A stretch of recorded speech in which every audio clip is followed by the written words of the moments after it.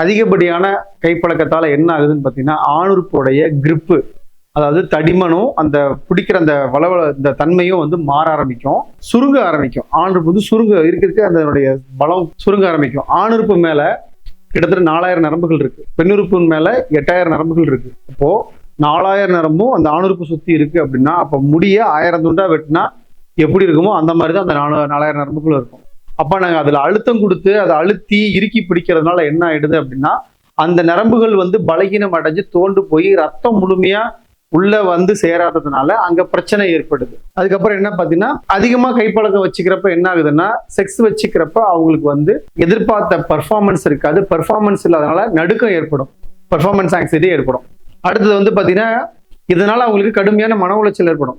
அதாவது கைப்பழக்கத்தில் இருக்கவங்களுக்கு அதிகமான மன உளைச்சல் இருக்கும். செக்ஸ் வச்சு அதுல மூலியமா சரியான வரைக்கும் அவங்களுக்கு சாட்டிஸ்பேக்ஷன் கிடைக்கலனாலும் கண்டிப்பா அங்க பிரச்சனை இருக்கும். பொறுமையா நல்ல தரமா வந்து சரியா வந்து இது பண்ணாங்க அப்படின்னா கண்டிப்பா இந்த தொந்தரவு வராது. ஆணுறுப்பு ரொம்ப சிரமப்படுத்துறது.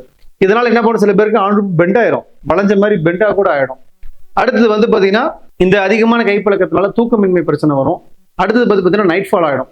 ஏன் அப்படின்னா, வாட்டர் ஸ்பேம் ஆகிறதுக்கு காரணம் என்ன அப்படின்னா, வாட்டர் ஸ்பேம்னா விந்துவே தண்ணி மாதிரி ஆயிடும். இதுக்கு அடிப்படை காரணமே வந்து பாத்தீங்கன்னா மாஸ்டர்பேஷன் தான்.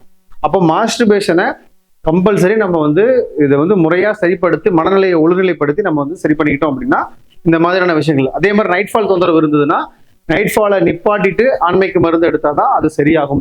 விந்தே வந்து உற்பத்தி பண்ற மாதிரி நீங்க மருந்து கொடுத்தீங்க அப்படின்னா, ஏன்னா உள்ள உற்பத்தி ஆகிறதெல்லாம் வெளியே வருதுங்கிறப்ப உற்பத்தி ஆகிறத முதல்ல ஸ்டாப் பண்ணணும். ஸ்டாப் பண்ணிட்டு தான் நம்ம வந்து இது வந்து கியூர் பண்ண முடியும். அடுத்தது வந்து பாத்தீங்கன்னா, இதுல இருந்து வெளியே வரதுக்கு என்ன வழி அப்படின்னா, இமிடியேட்டா நம்ம செய்ய வேண்டியது கண்டிப்பா மாஸ்டர்பேஷனை நிறுத்தியே ஆகணும். அடுத்தது பாரம்பரிய மரபு உணவுகளுக்கு மாறணும். மூணாவது லைஃப் ஸ்டைல சேஞ்ச் பண்ணணும். நைட்டு அன்டைத்துல தூங்காம இருக்கிறது, இது எல்லாத்தையுமே கம்பல்சரி சேஞ்ச் பண்ணணும்.